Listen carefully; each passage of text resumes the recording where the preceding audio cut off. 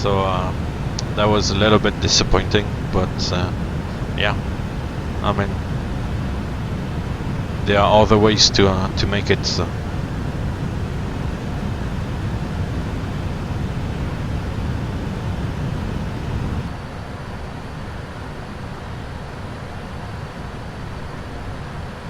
There's a fair amount of wind. The TAS is fairly high, the true air speed, but the ground speed is only 435.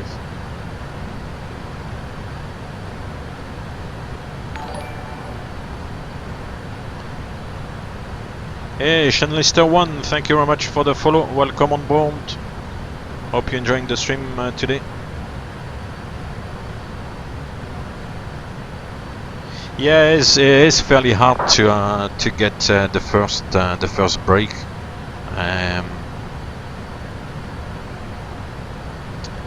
Nowadays, I guess they ask you for experience, and very often they ask you for a type rating as well, which is not easy. And it's the catch-22, you know, situation, in the sense that, you know, you cannot be experienced if you're not given an opportunity to, you know, to get the experience.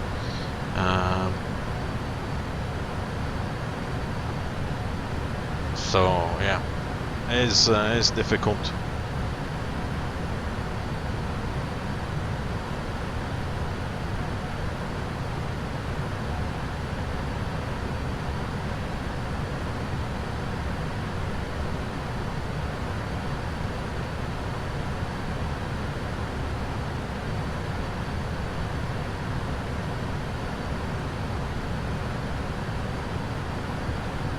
Back. Didn't go very far, actually. I just needed to adjust something in the house.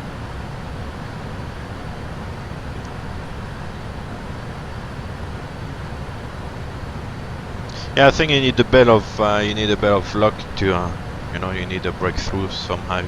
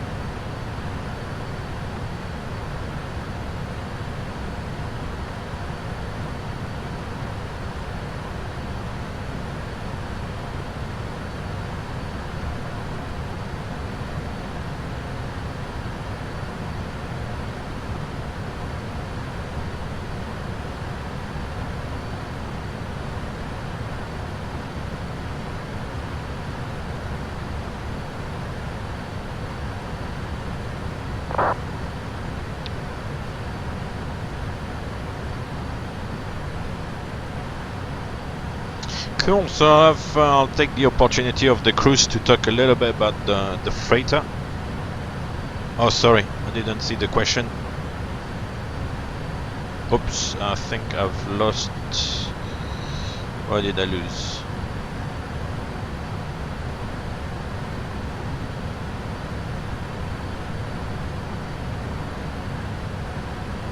I thought I'd lost something on the stream there. Hold on, what's going on? Can you still see me? I'd like... Yeah,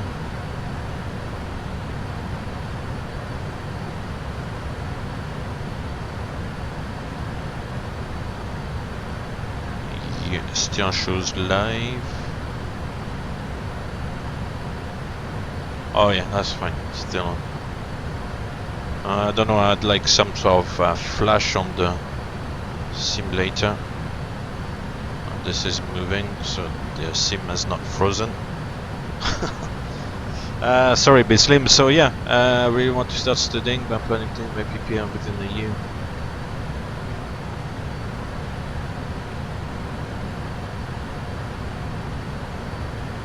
Yeah, it's a good idea to start soon. You know, if you're 22, then you know you've got you can be depends if you want to do that as like, you know, just as leisure, just for fun, or if you want to kind of go down the professional route. But yeah, if you want to go down the professional route, I guess 22 is a good age to start. It's true, it's costly. It's a little bit expensive, hard. If you do the PPL, you'll see what your what your aptitude is, and from there you can decide if if you're cut for it or not. You know, if you're able to go down the professional route. Your PPL instructor should be able to tell, you know, if you're kind of just average and just, you know, okay for like, you know, private flying and fly on the Sunday, or if he sees that, you know, you've got more abilities and go down the professional route, you know. For the professional flying, you know, the PPL instructor will kind of be able to say, because at some point there's a little bit of instrument flying and things like that, and he'll see if you pick up fairly quickly or not. Usually that's a fairly good indicator of, you know, of your abilities. But I do encourage you, if obviously you've got the finance to do it, I do encourage you to, if that's really what you want to do, then go for it.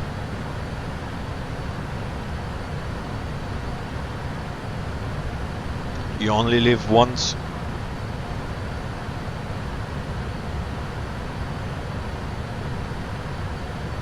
I mean, I started flying as well when I was about 23, yeah, about 23, 24. So yeah, I was slightly older than you, and yeah, I never looked back. So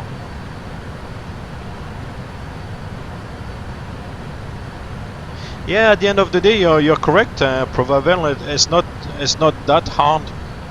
You've got to put in, yeah, the study. Because even for PPL, you'll have to obviously do the flying, and before each lesson, you've got to study a little bit the program of the lesson. If you turn up to the lesson and you've not prepared, then you're not gonna like make the most out of your lesson. So if, for example, you're going for like, you know, circuits, then it's a good idea before the first time you go for circuits with your instructor to have a rough idea of, you know, how you're gonna fly your circuit, and, you know, the different phases, you know, the upwind, crosswind, downwind, the base turn, final, how you do your checks and everything. It's good to kind of prepare, because in the aircraft you're so busy that before you get into the aircraft, it needs to be already almost second nature, you know, like kind of the checks and everything. And so yeah, it takes a little bit of study. You'll have to do also written exams, even for the PPL.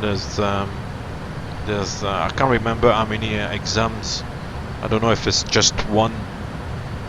Maybe no, because there was airlaw, maybe performance and technical and stuff. So yeah, there'll be a few exams to sit as well, and usually there are like question databases available around, and you'll also probably have some sort of books to study. So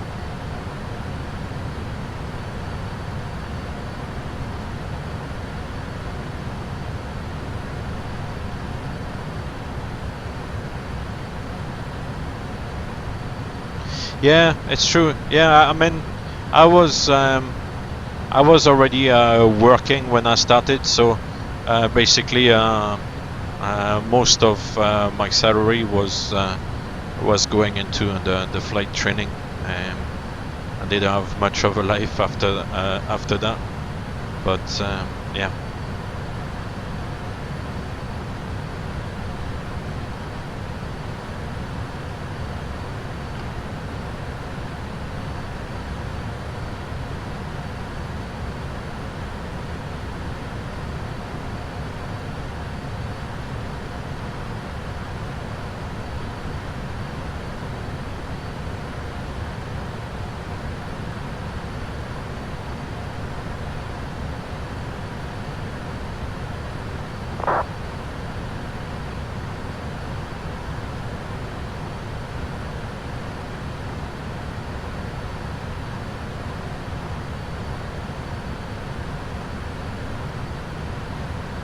Oh, cool. So you're actually doing your ATPL.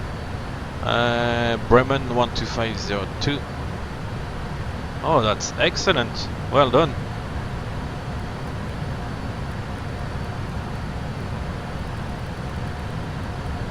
So when you say ATPL,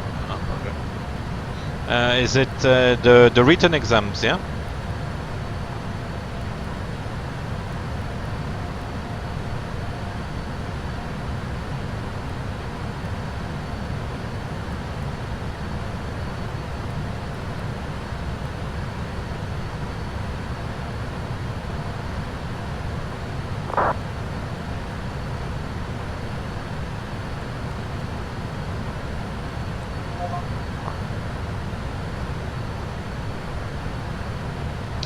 Cypher 465. As I said previously on the stream, I can't really tell. I don't want to, the company I'm working for is a little bit sensitive with social media, so I don't want to be associated with the name of the airline and vice versa. So, if you don't mind, I'll refrain from answering the question. Otherwise, I'm happy to talk about everything else, but just that one.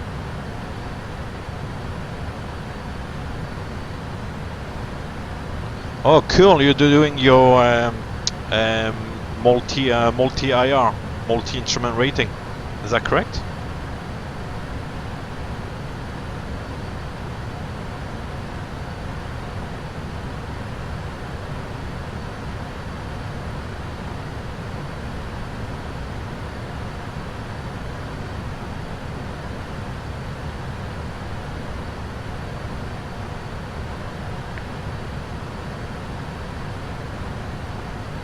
I remember the multi-engine instrument rating on the Seneca was really good fun. The Seneca was a big step from flying Warriors and Cherokee, and I was the one for the CPL. I can't remember the name of it.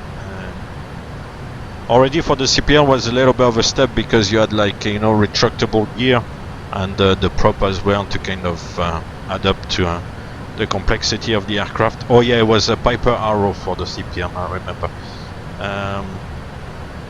And then the instrument rating on the Seneca is good fun.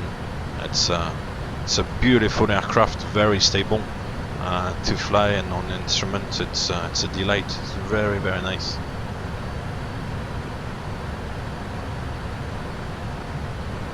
Tecnam P2006 Tango.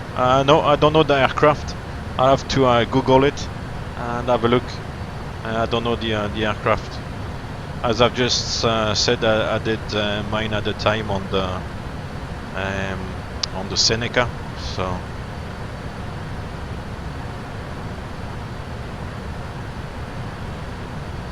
yeah, you can do some serious flying with these aircraft.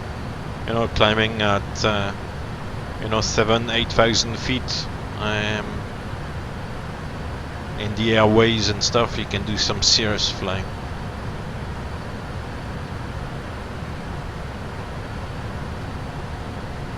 Yeah, good times, good times.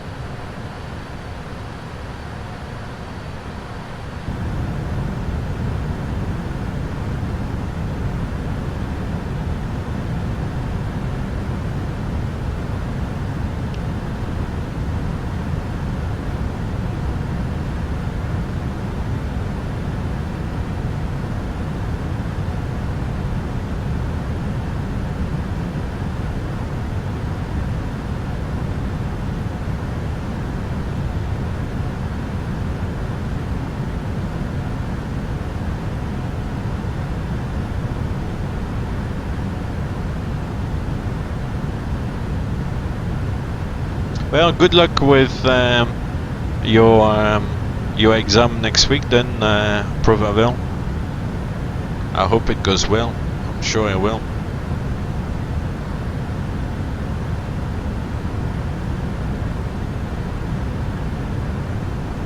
It's as they say, it's another license to learn. Now you get your PPL and they say, oh yeah, cool, you've got your PPL now, you've got your license, and now it's a license to learn. Go ahead. And then,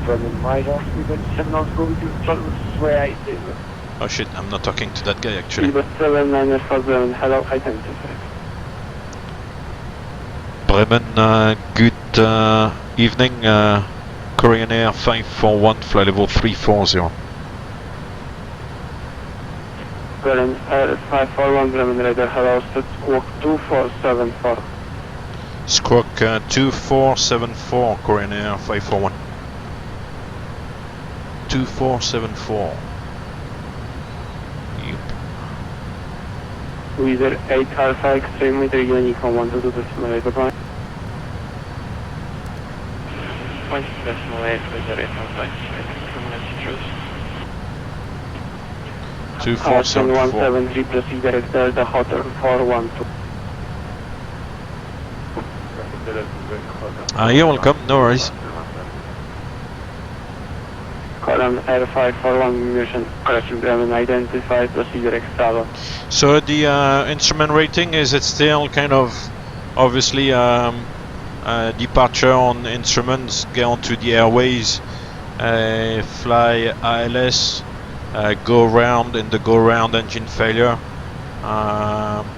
then the guy obviously will give you back the engine because you need to go back to the departure airport or whatever, and then do ready for takeoff, some sort of VOR or NDB approach on one engine, and do a go around on one engine and do a circle to land, something like that. Is that still the same format? Wait,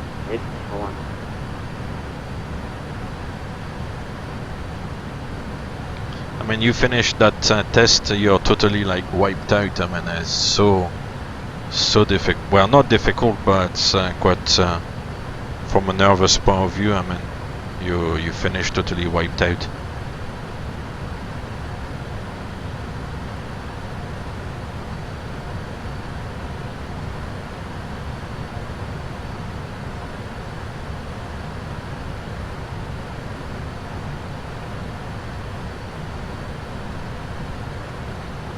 Oh, cool.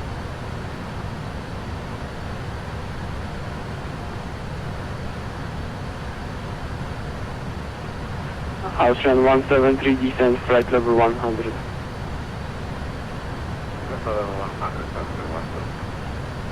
So you passed, looks like Berlin down here. That's Szczecin in Poland. Cool. Oh, cool, in Copenhagen. Perfect. I'm still quite far from Oslo. I'm still gonna be another hour, I guess.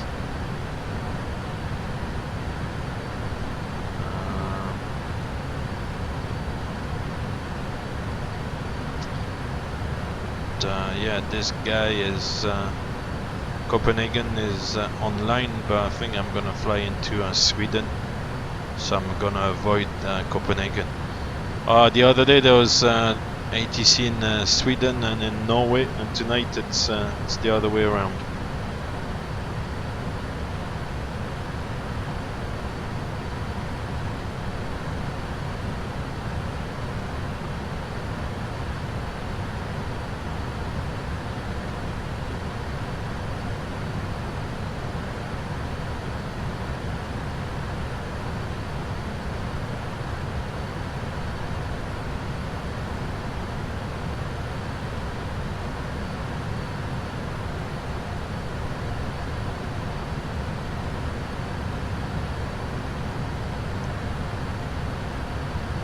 Yeah, so on the freighter, 777 freighter, the aircraft is pretty much the same as 200 LR, kind of dimensions wise, you know, it's more or less the same dimensions, wingspan of about 65 meters. G engine, same thing. And on the overhead the electrical panel there. Well, all this panel here on the left is exactly the same. This one is exactly the same. There's a few differences for the cargo fire. There's a main deck extinguishing system. Ah, bugger! I can't zoom there. No. Climbing to 380 and... Hold on. Oh, this is getting out of hand. Okay, I reset the view. Control 8441. Yeah, so main deck, whereas on the passenger one you've got the forward and the aft cargo.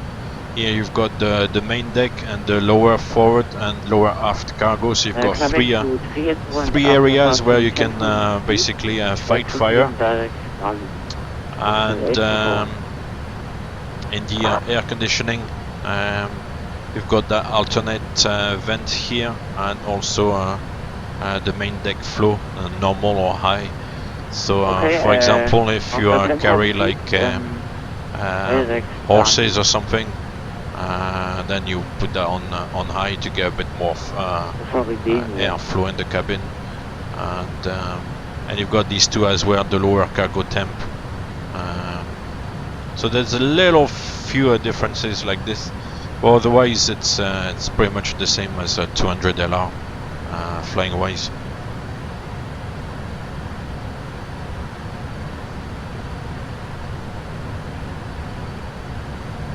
The only difference with the 200 LR is that the maximum landing weight on this one is actually it's the heaviest you can get on any 777.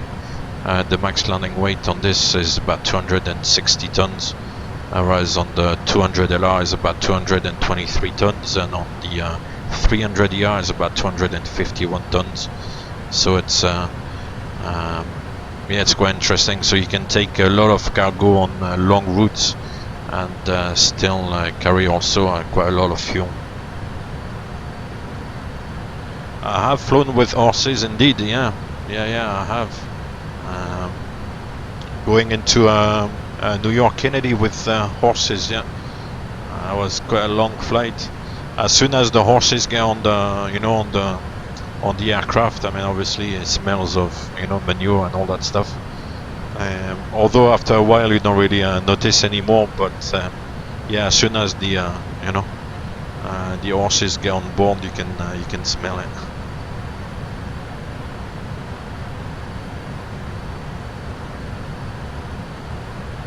Yeah, you carry all sort of stuff on the freighter aircraft. You carry really a lot of stuff.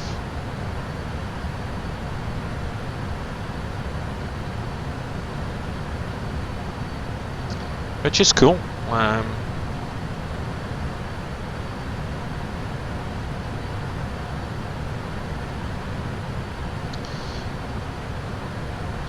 So let's see, I'm gonna try to see how they've Austin 7, Construction 173, sorry about the 3,000 feet, changing views there. 1015. So that's pretty much what I've got, and the company I'm working for, we've got a curtain. There's no door because we don't have any passengers, of course. But however, if we go through this, oh, have they cut the back? Oh, that's interesting. Hold on, I'll pick up another view. That's it. So let's say that's obviously the main deck. Sorry about the shearing of the textures. Wow.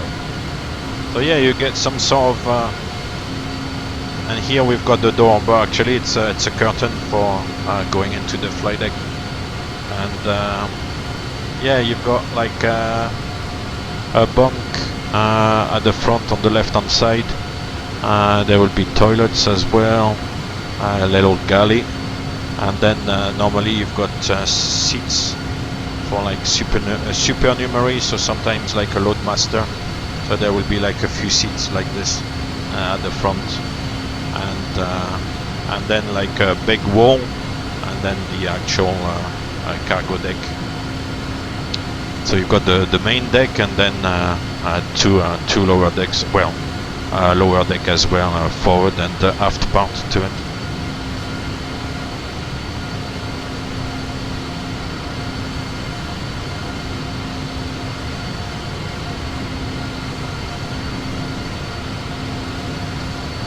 No, 777 not for 15 years. I used to fly 737 before.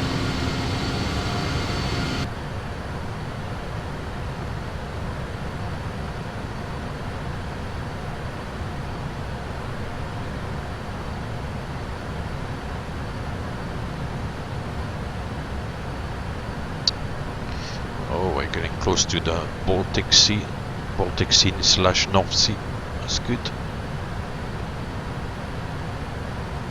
Yeah, on the lower deck cargo. All decks is for cargo. You wouldn't put. We're talking about horses. Obviously, you wouldn't put the horses on the lower deck. But otherwise, any containers, any kind of, televisions, whatever you carry, can go on the lower deck.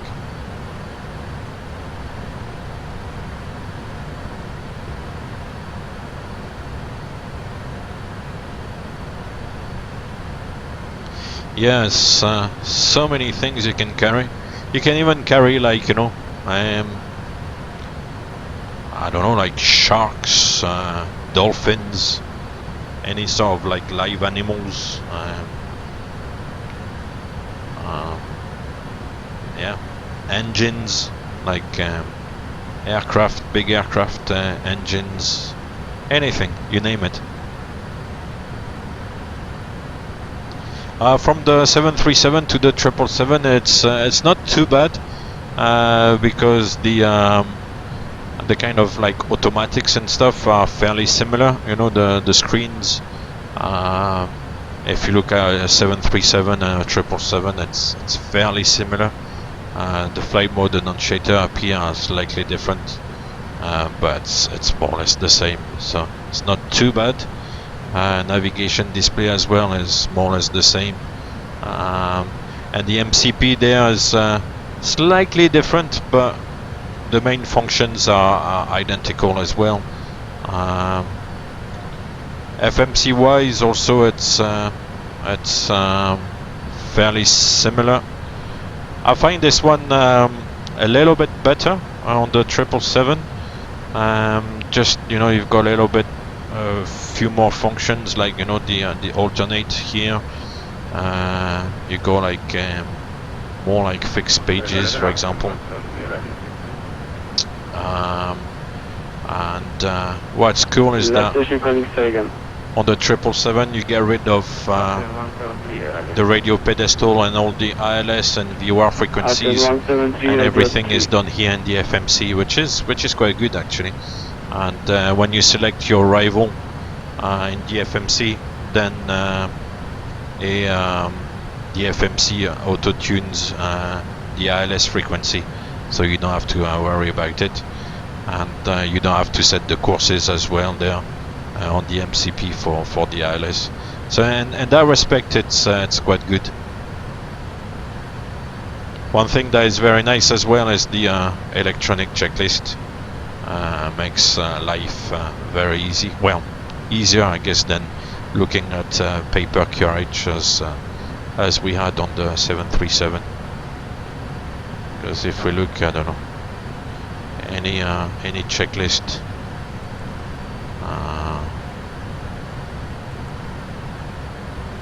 the electronic checklist like senses some items and stuff, so it is really nice to use the electronic checklist.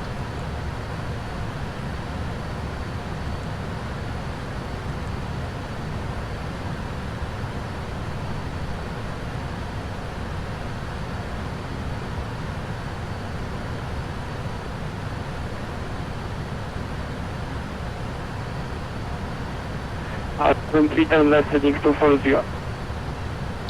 Yeah, on the 737 there's some sort of summary on Hold on, I'll set ILS 19 left. What's the transition?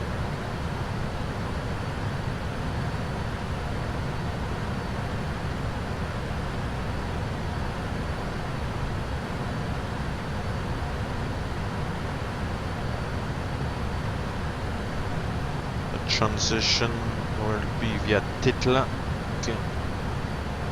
And it's the Lunit 4 mic. So yeah, so once you set the arrival, execute that. Then on the Navrad, normally there's a summary of the ILS down here. I don't know why it's not showing. Maybe it was too far still. 173, then left heading 1803, ILS 15. You're gonna think I'm lying now.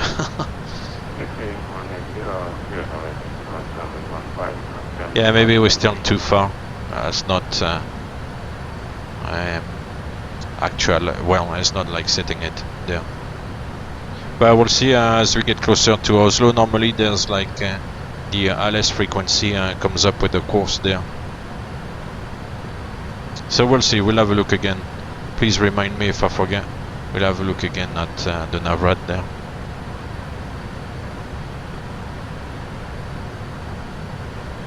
It's definitely there on the rear aircraft. Maybe you get it a little bit later on. It's not really something we're looking at because we know the frequency is there. But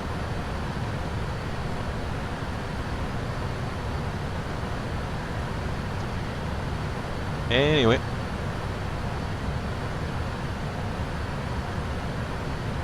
Austrian 173 with the Unicom 122 decimal is closing.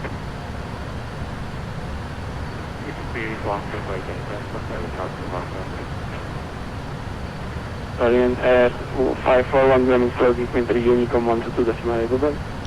122 decimal 8, Korean Air 541, bye-bye. So back to Unicom. Feedback 794, contact cabin control 1. Yeah, going into Sweden. Sweden is not on.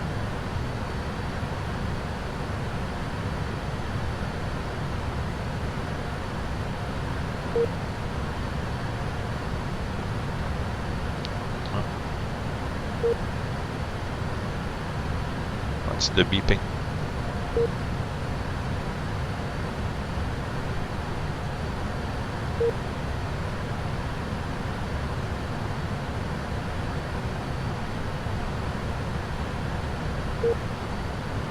I don't know. There's some sort of beeping in the background. I don't know what it is. I hope it's not FSX about to or something.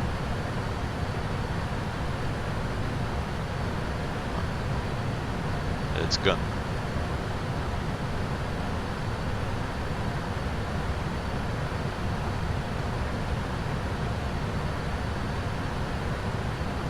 Yeah, but otherwise it's as I said, it's the 777 is more, I would say, user friendly than a 737.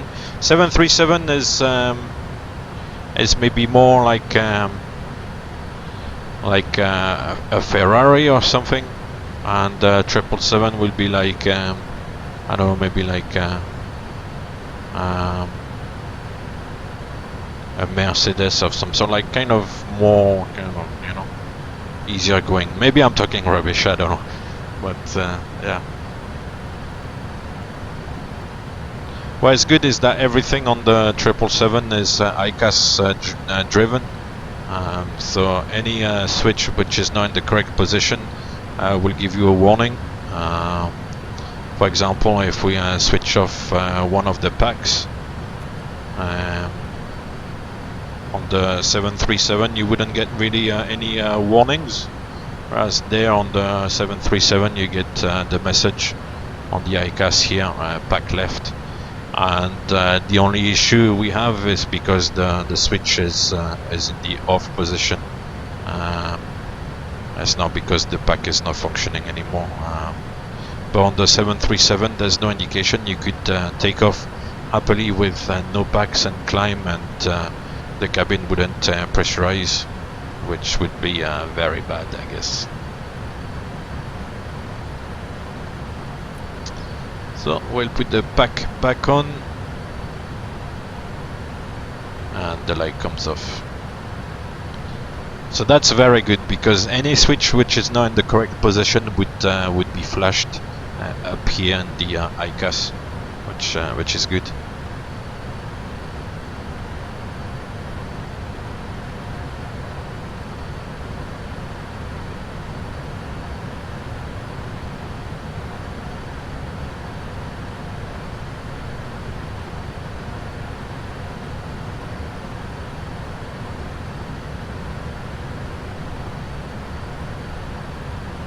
Yeah, it could have been audio, or maybe somebody who's... I don't know if there's like a frequency for 122 decimal 8 where people can kind of press on the you know, on the transmission on their mic, and it goes like toot toot. I don't know.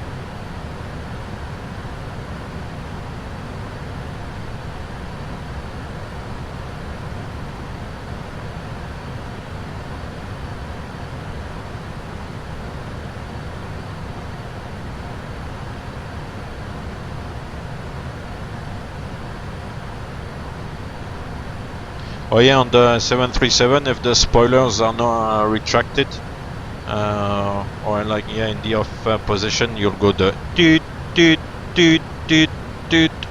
It goes that noise is the same kind of as that config warning that you would get also if you had like a cabin altitude problem.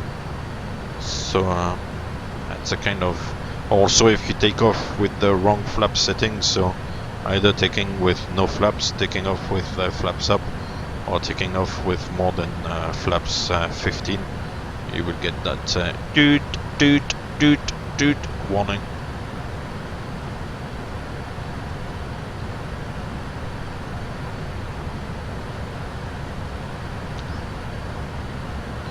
On the 777, if you take off like this with, you'll get like a config takeoff, and you will get this warning, I think. Let's see. I'm not sure if it's that one. No, it's not that one. It's the other one.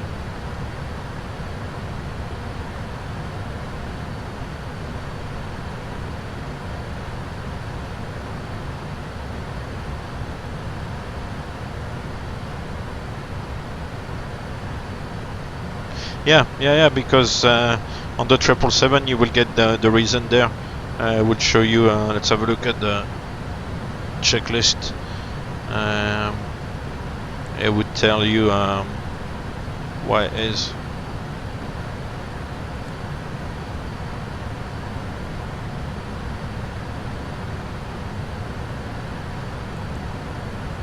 I mean, it's obviously not a checklist we're looking at. Yeah, config. It will tell you config doors if some of the doors were open.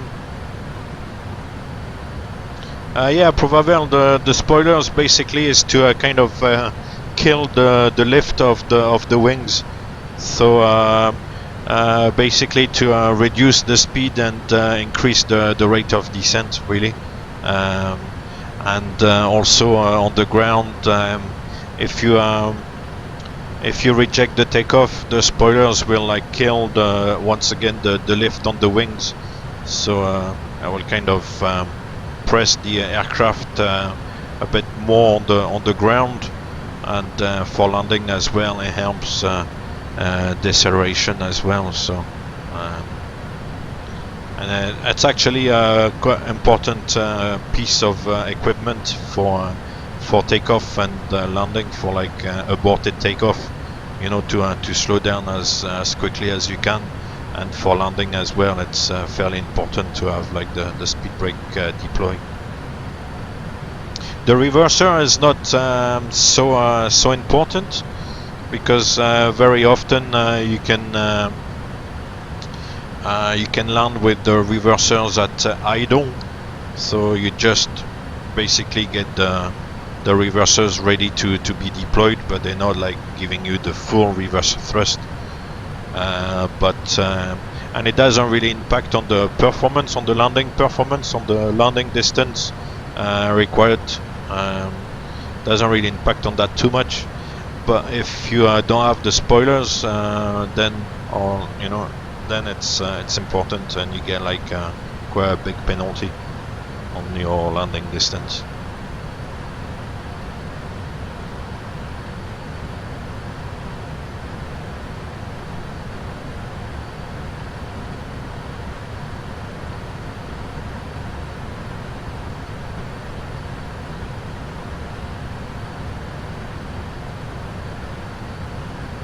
So yes, on this you will get config spoilers.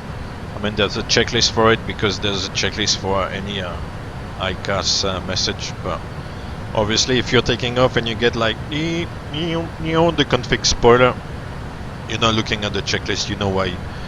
Just by reading at the condition. All right, now we'll reset the non-normal. There we are.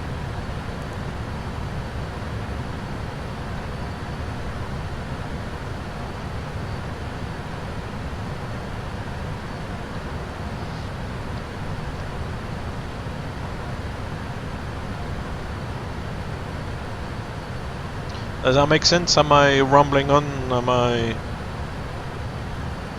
saying too much? Confusing you?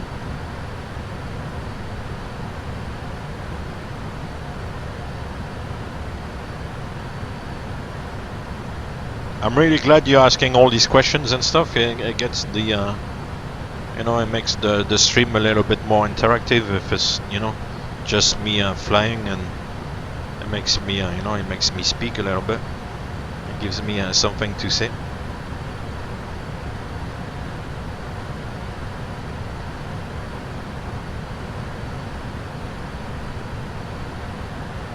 Good question. How long until top of descent? Top of descent 160 miles in about 22 minutes, which actually makes me think I'm gonna have to have a look at what I'm gonna do for the approach.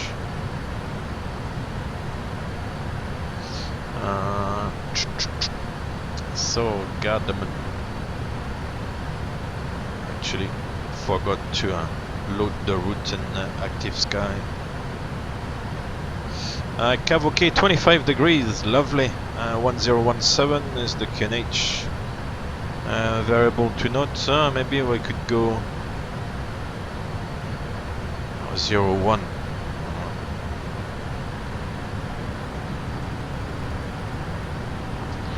We went for 19 left, so we'll stick to 19 left.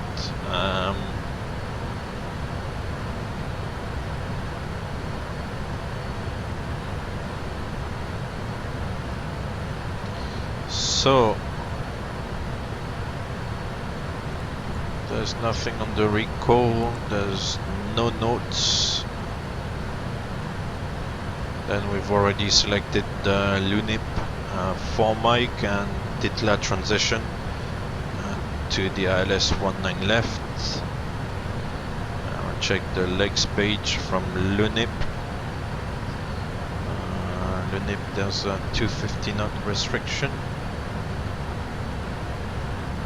Since there's no ATC and going into Oslo, I know they get rid of the speed limits, so I'll delete that.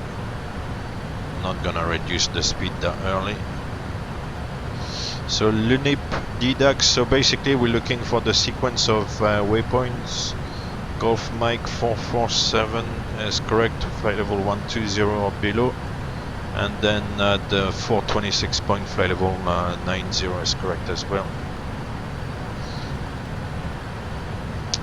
Golf Mike 422, flight level 100 odds for the other one. 423, 424, 425. You know what, guys? There's some sort of DME arc there. If there's no ATC, I'll cheat a little bit. And for 450, hold on. From 426, I'll go to TITLA.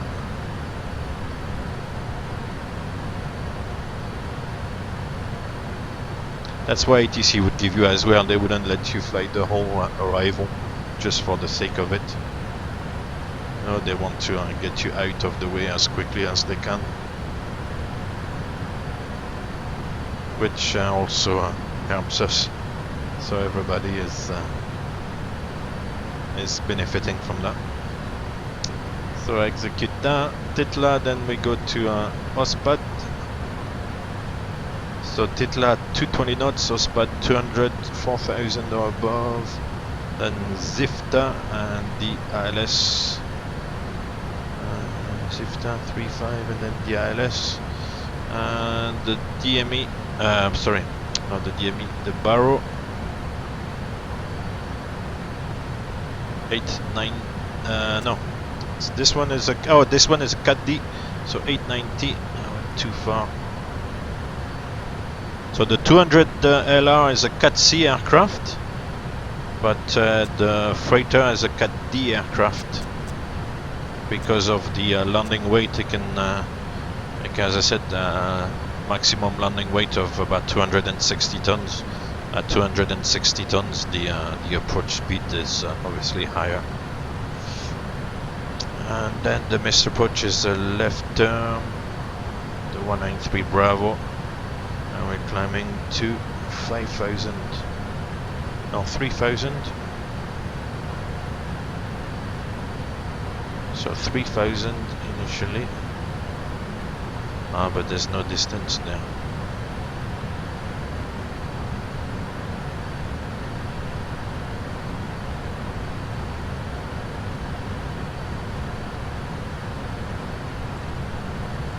See if we can set 3,000. Yeah. So 3,000 until 13 DME, and then 5,000.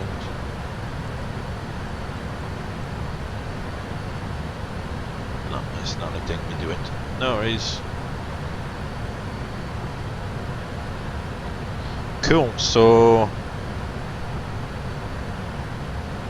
now we've got what? It's not really changed the top of descent time that much, to tell the truth.